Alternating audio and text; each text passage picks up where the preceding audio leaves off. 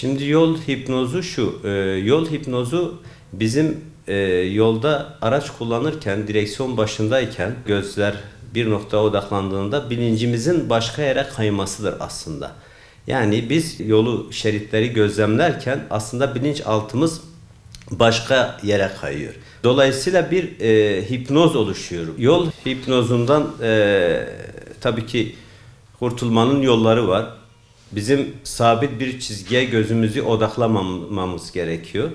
Sabit bir çizgide yol şerit çizgisini takip ederken hipnoz oluşuyor. Dolayısıyla bizim araç içi hakimiyetini sağlamamız için, yolda hipnoza maruz kalmamamız için öncelikli olarak kış aylarında mesela aracın içinin çok sıcak olduğu durumlarda biraz camları açıp aracı havalandırmak gerekiyor mesela.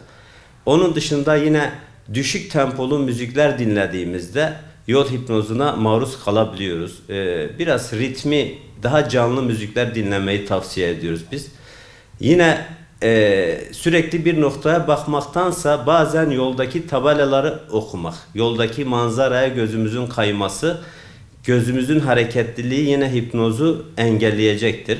Bunun dışında tabii yediğimiz, içtiğimiz gıdalara da, yemeklere de dikkat etmemiz lazım. Özellikle mesela yolda araç kullanırken su içmek çok önemli. Su içmemiz gerekiyor. Çünkü sabit oturduğumuzda vücut hareketsizken yine hipnoz oluşuyor. Kan dolaşımı azaldığı için. Su içtiğimiz zaman vücutta bir canlılık oluşuyor.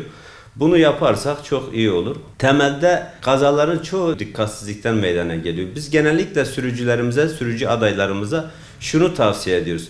Ticari amaçla çalışan sürücülerin zaten kanun gereği toplamda işte 24 saatlik bir zaman dilimi içinde, bir gün içinde 9 saat araç kullanma yetkileri var.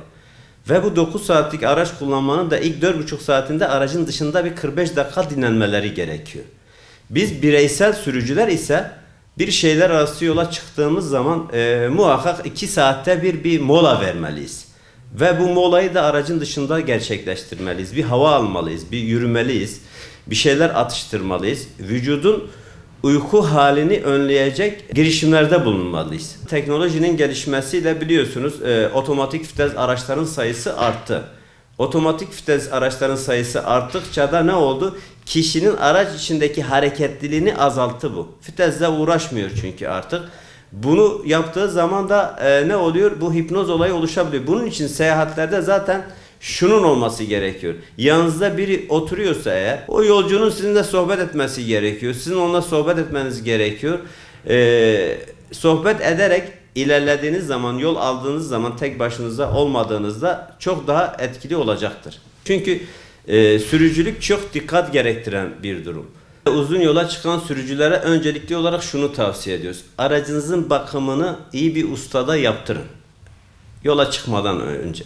Aracınızda ilgili alet edevatlar olsun. İşte aracın krikosudur, yedek lastiğidir vesairesidir. Araçta muhakkak su bulundurun. Uzun yola çıkarken yakıt deponuz dolu olsun. Yakıt deponuzun dolu olması özellikle mesela kış aylarında nitekim geçen sene Antep'te yaşandı. Kar fırtınası oldu. İnsanlar mahsur kaldı. Yakıt deposu dolu olmayanlar orada üşüdüler. Çünkü araçlarını söndürmek zorunda kaldılar. Araç kullanırken rahat giysiler giymeye çalışın. Sizi sıkacak, daraltacak giysiler giymeyin. Yemek yerken bildiğiniz yemekler, yani yolda size dokunmayacak, rahatsızlık vermeyecek yemekleri tüketmeye çalışın. Çünkü bunların hepsi birleştiğinde sürücüyü olumsuz etkiliyor.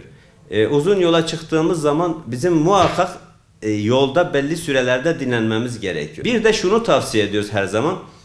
Kişinin alışkın olduğu uyku saatleri vardır. O uyku saatlerinde kişi direksiyon başına geçip yola çıkmamalı.